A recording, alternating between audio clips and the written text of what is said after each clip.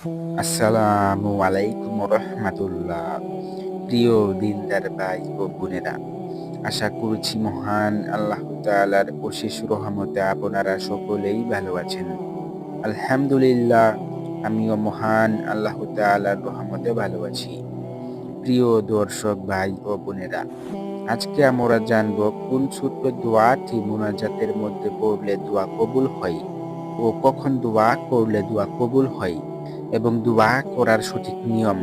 মহান আল্লাহ তাআলা নিজেই কুরআন শরীফের মধ্যে বলেছেন, আপনি যদি এইভাবে দোয়া করতে পারেন তাহলে ইনশাআল্লাহ আপনার সকল দোয়া ও মনের আশা পূর্ণ হবে।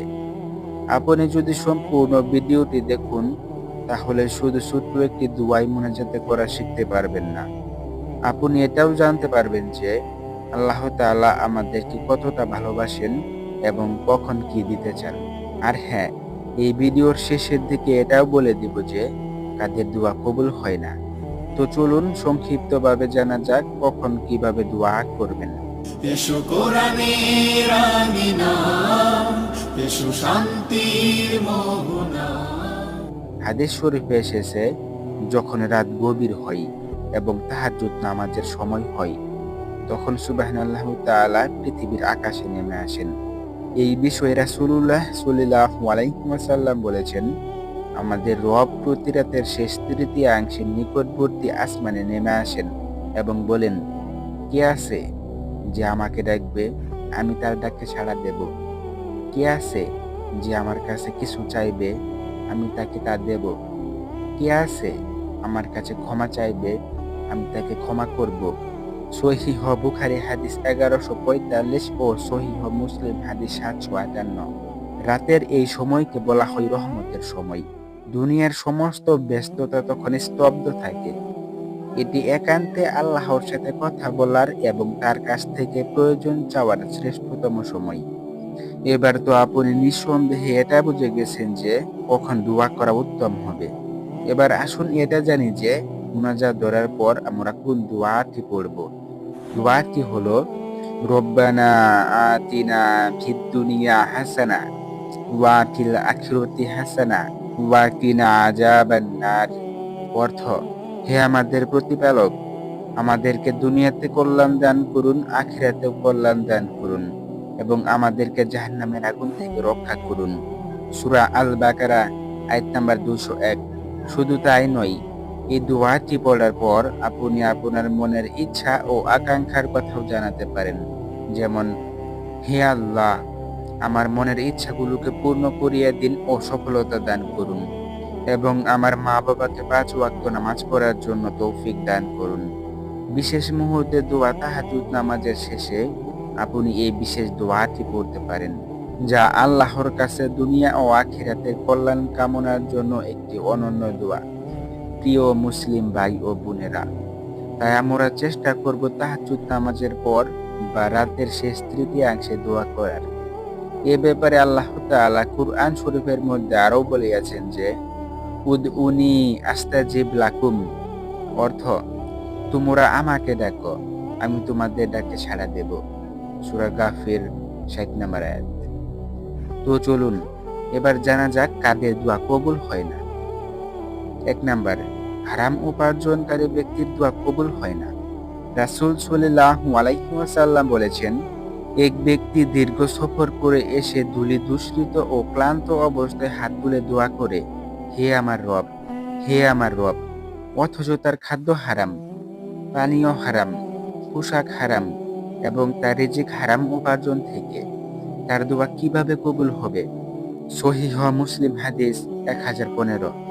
2 নাম্বার, আত্মীয়তার সম্পর্ক ছিন্নকারীর দোয়া কবুল হয় না।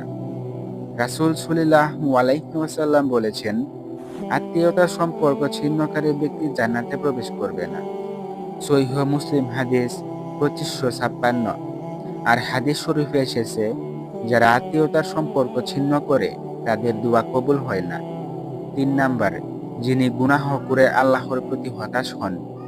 রাসূলুল্লাহ সাল্লাল্লাহু আলাইহি ওয়াসাল্লাম বলেছেন, তোমাদের কারো দোয়া কবুল হতে থাকে যতক্ষণ না সে তাড়াহুড়া করে এবং বলে, আমি তো দোয়া করলাম কিন্তু কবুল হলো না। সহিহ বুখারী হাদিস 6340, সহিহ মুসলিম হাদিস 2735। বোঝা গেল যে ধৈর্যহীনতা ও হতাশা ও দোয়া কবুলের প্রতিবন্ধকতা সৃষ্টি করে। 4 নাম্বার, জুলুমকারী ও অহংকারী ব্যক্তির দোয়া কবুল হয় না। মহান আল্লাহ তাআলা বলেন, নিশ্চয় আল্লাহ তাআলা জালিম কওমকে হেদায়েত দেন না। সূরা আল মুমিনুন আয়াত নাম্বার 28।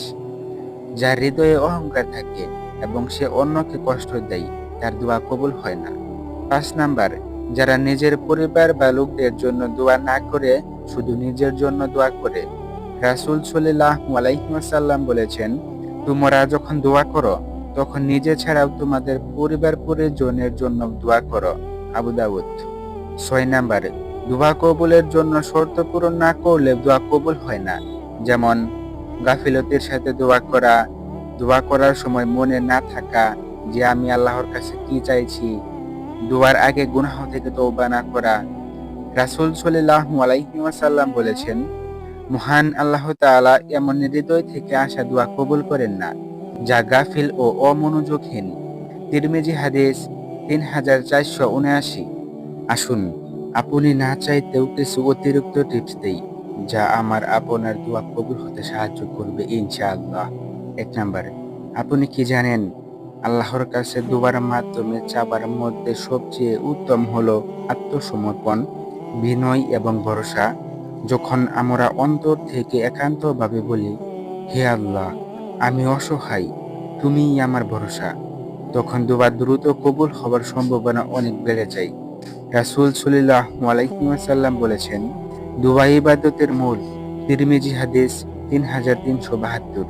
2 নাম্বার, দোয়ার আগে পরে যেসব কাজ করলে দোয়া কবুল হবার সম্ভাবনা বাড়ে। দোয়ার শুরুতে ও শেষে দুরূদ শরীফ পাঠ করা, নিজের গুনাহ স্বীকার করে আল্লাহর কাছে ক্ষমা চাওয়া, আল্লাহর গুণবাচক নামসমূহের মাধ্যমে দোয়া শুরু করা, কাবার দিকে মুখ ফিরিয়ে দেওয়া যদি সম্ভব হয়, দোয়ার সময় চোখে অশ্রু আসা বা কণ্ঠ ভারী হয়ে যাওয়া, এই অনুভূতির মধ্যেই থাকে দোয়ার গভীরতা।